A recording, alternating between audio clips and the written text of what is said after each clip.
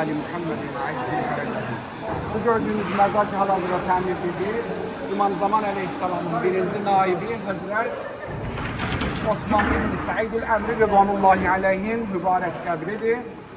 İmam Həsən Əskəri Aleyhisselam da sahabəsi olubdu, İmam Hadi Aleyhisselam da sahabəsi olubdu və İmam Zaman Aleyhisselam da birinci səfiri olubdu.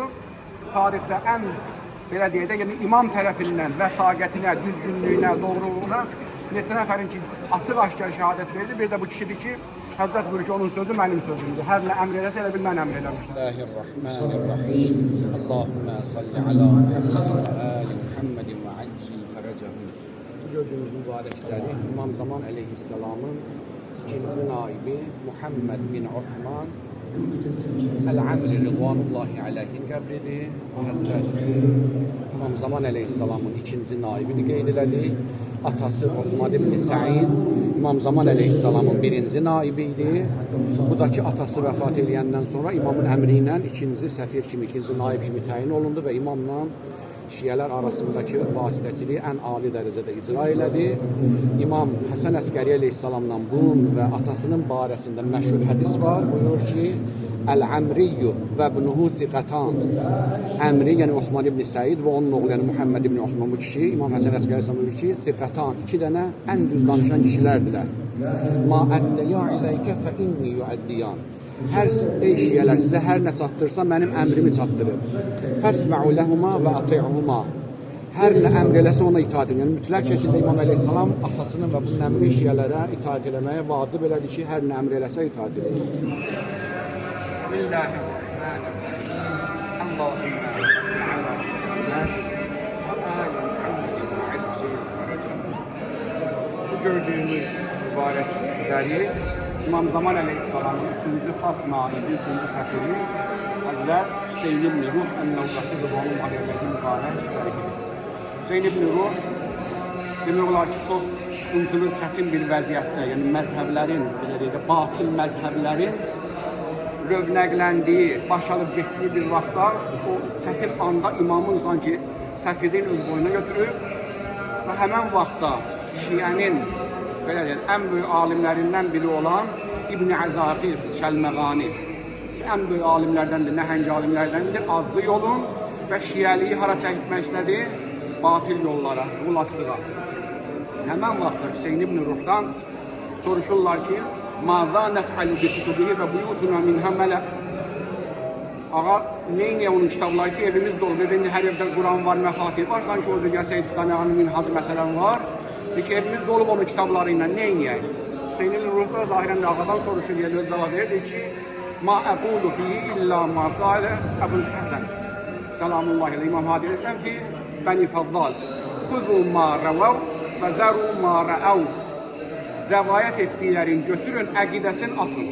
Yəni onun kitabları düzdür və əqidəsi isə batildir. Yəni yazdığı kitablar Əhl-i Beyt Əleyhisselamın hədisləri əsaslı yazılır. Xülasəli çətin bir vaxtda 23 il zahirə 27 il səhv eləmirəmsə Həzrətin səfarətinin ən uzun bəlkə də səfirlik Həzrət Hüseyn Ruhun səfirliyi olur.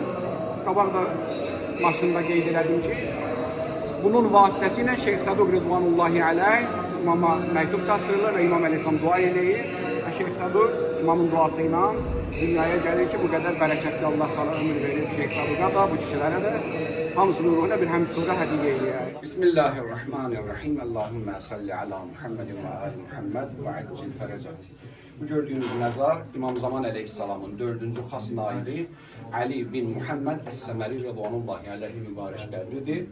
Həzrətin axırıncı nümayəndəsi bu olub, yəni xüsusi təyin etdiyi və bu şəxs bütün şiyələrə elan edib ki, ağa mənə əmr elədi ki, mənim ölümümdən sonra artıq heç kəsi yerinə təyin eləməyəcək. Onunla da qeybəti kubra başlayır və bunun ölümündən də qeybəti kubra başladı.